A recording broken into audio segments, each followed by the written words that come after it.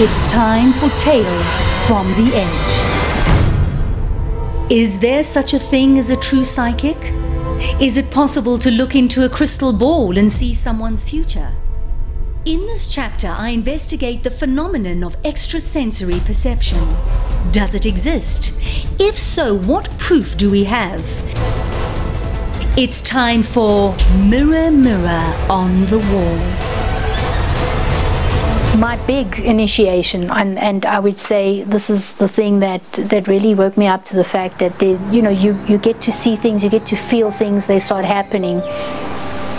I think I was about 11 or 12, and although I'm Italian, my parents are fully Italian. My family was all born in Italy. I was born here in South Africa, and I grew up in Natal, was living in Natal, and one night I woke up screaming.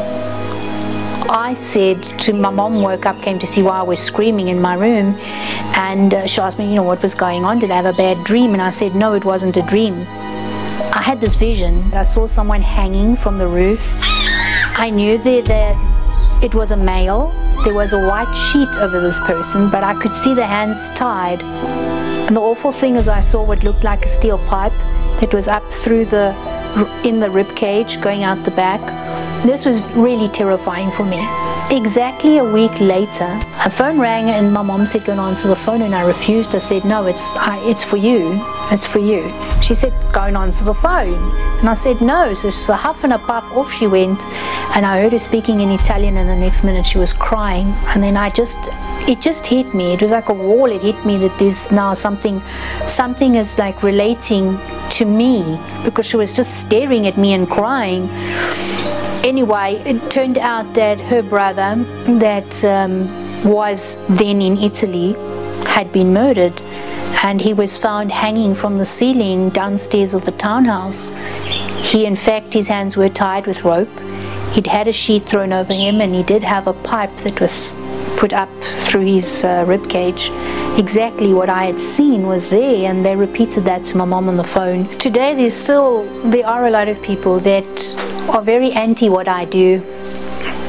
I'm still, even in this day and age, called a demon, a devil. But my story is this. I grew up as a Roman Catholic, a staunch Roman Catholic. It's scary because you hear that because you feel these things and hear these things, you're possessed.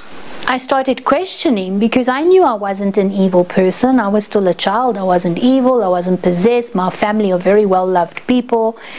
And, why me? If you can use what you've been given to help others, to guide them, then that is what you should be doing.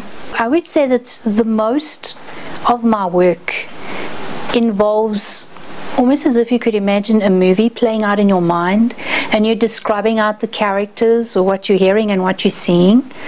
Basically, this is what I use, nothing too fancy. I do have a crystal ball, which I use, but very seldom.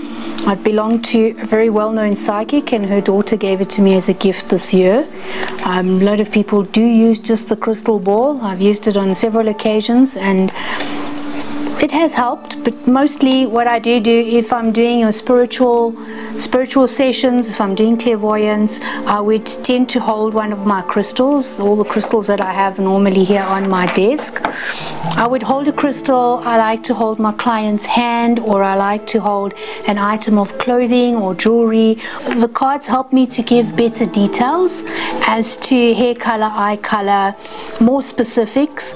Generally though, just sitting with you, looking at you, I can see things around you. I pick up things around you. When I meet someone for the first time, it's like I'm meeting you, but I'm seeing your past, your present, your future. Everything's just around you. The weight to pile on at that stage, then I would be concerned about health. And I'll just consider it and keep it in my mind for future references. And if anything that she's mentioned does come along my path, then I'll know what to do. So in a way, it's equipped me for the future before it's even happened.